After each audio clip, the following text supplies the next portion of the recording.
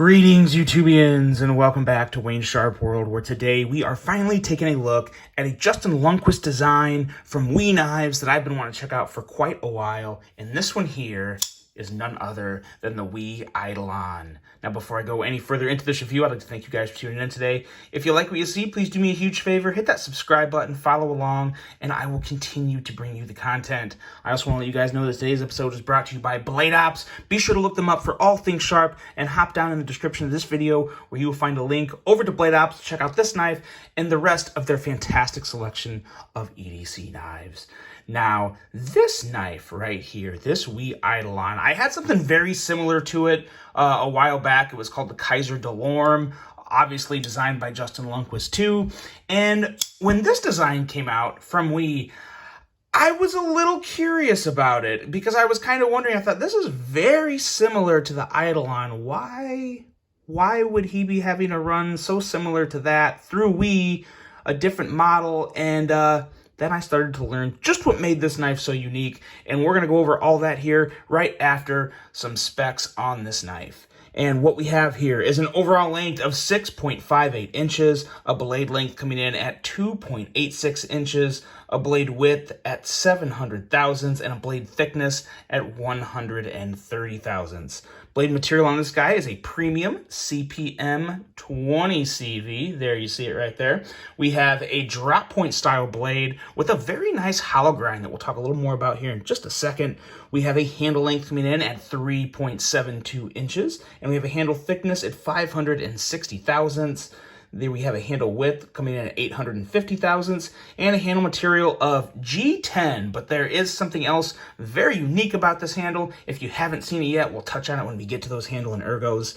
But we have a liner lock locking mechanism, as well as a user of a right hand only tip up carry, a weight coming in at 2.18 ounces, so a very nice and light knife. As I said, this was designed by Justin Lundquist, who is definitely a designer that I tend to favor in terms of designs. We have very similar tastes in terms of aesthetics, and Justin has been knocking it out of the park lately, really for the past couple years. But it really has been on a tear as of late. We have a price for this model here coming in at $195.50. Now, they do go up. They can vary because there's some carbon fiber variants, and there may be a titanium variant too. I think there's a titanium variant. There's definitely a carbon fiber variant. But again, for the G10 right here, we're looking at $195.50. Now, let's take a look at some size comparisons, because I have some knives that measure up really well with this, not just in size, but in deployment option, because you guys know I love some good front flippers. Pull out a couple of my all-time favorites here. This is the Pena Apache front flipper, which, as you can see, very similar. And then another one that I don't think this knife ever gets enough credit. This is the Wingman EDC Tom Mayo MTNT Mach 3, and it is absolutely, it's a banger in my opinion. And as you can see, it also measures up pretty well with that. A little more girth and size to the MTNT Mach 3, kind of to be expected because you do have a little more blade length. But overall, two really good size comparisons there. And then I've got one more here that I think everyone will recognize, and one of the better comparisons just because it does have the same designer. This is the WE Knives Black Void Opus. As you can see, also a Justin Lundquist design.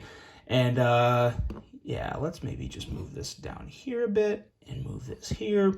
And as you can see, you definitely, I'll kind of hold it up there, you definitely see some similarities in design language. You can see that these are obviously works of art both from Justin, and they both look great, both have their own little features and nuances, but what makes them both very similar outside of the designer is that gentlemanly, classy vibe you get from both of them. And I get that a lot in this, even with the black on black. I know that can lean towards the tactical side, but it starts with this blade that really does kind of cap it off as a sleek gentleman's carry for me, because it is such a nice blade. You know, very reasonable size at 2.86 inches, and just a very gentlemanly, office-friendly blade with a nice slicey edge coming in at 17 thousandths with a hollow grind. You can't ever go wrong with that, in my opinion. The overall profile of this blade being paired with the hollow grind, I think is what really sets it off, is that really nice gentleman or office carry. There's something about just, because you can see, most of the time you can see a flat grind on a blade. Even when it's coated, you can see that flat grind there, just kind of the bend from the curve of the hollow grind. And it just really goes well with the line of this knife and just looks fantastic. One thing that really did kind of help set this blade off, because outside of the nice edge and the hollow grind, it really is a simple blade, right? I mean, it's just a, it's a small little drop point. But I like how they tied the swedge in up top. Not going to do much from a performance standpoint. Some would say, oh, it'll help reduce the drag on a blade this size and kind of what you'd be carrying this knife for. I don't think it would really do anything for the performance of the blade, more so than anything, just aesthetics. But it does look very good. I do like that it's there, and I think it would look pretty plain without it. So nice touch on the swedge there. But that's really it for the blade. It really is a simple blade shape, but it just really goes well with the handle of the knife, because it all is just, one flowing line here, or I guess two flowing lines at each side, but nonetheless. The handle. So what is so special about this handle? Well, it's an integral. That's really what sets this apart from the DeLorme. Now, there's obviously different blade shapes and whatnot. And when I say DeLorme, that's the Kaiser DeLorme. You guys have probably seen that. I'm sure most of you have. It's a kind of a I wouldn't call it a premium model from Kaiser, but it's not a budget model, kind of in there in the middle. But this is very similar to that in terms of design, just with a very slightly different handle and different blade shapes. But you have that integral aspect here. And this is something, integrals are not cheap. They never are. It's kind of just the labor that goes into it and the engineering and whatnot. It kind of kicks them up a little in price.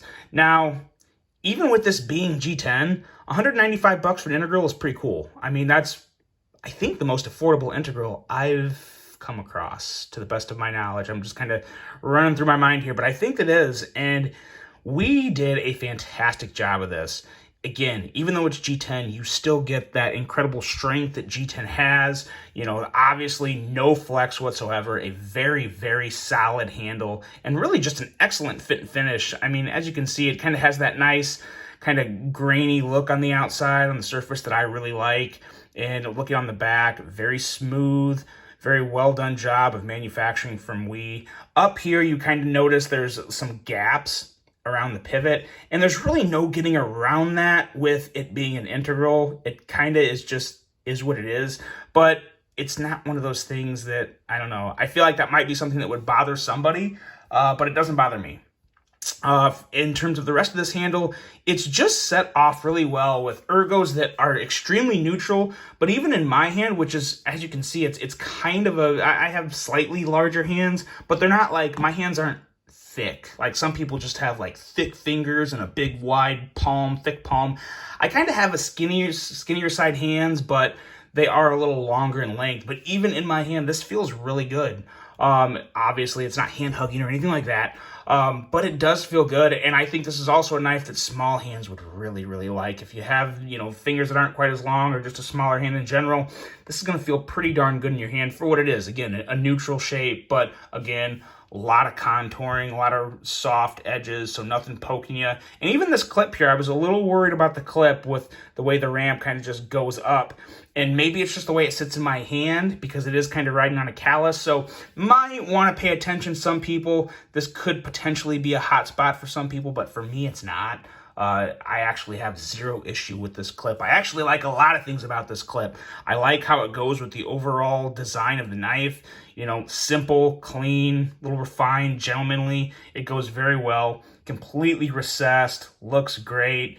In and out of the pocket, just fine. It's good to go for me. No issues with the clip whatsoever.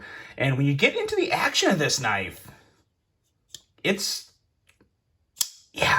good. It's good. And I will say, I raved about the Kaiser DeLorme, which is another reason why I questioned even checking this out, because I was like, the DeLorme I feel like it's going to be really hard to beat that, especially with that price coming in at like $120 in 20 CV and G10. There's not a whole lot of differences between that and this, but there is one difference, and I always rave about Kaiser detents.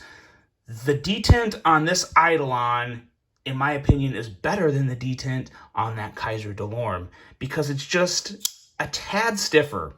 And due to the design of this top flipper here, and the way it sits in my hand, that slightly stiffer detent is no problem whatsoever. It's very, very easy to just whip that blade out, whether it be an index pull. And I can't really call this the reach around, unfortunately, because you're not really reaching around. You're just reaching up top, pulling her down. But it is very nice, very enjoyable, and extremely fidgety. I 100%, even with the only real deployment option of this top flipper, it's very fun to use your index finger, and it's equally as fun due to how good you can grip the side of the handle with the clip to just use your thumb and pop the blade out like that. So this knife really is a great knife to fidget with, and it's a great knife that you can fidget with and pair with, you know, a dress up, whether you're going to a wedding or you're going to some type of get together.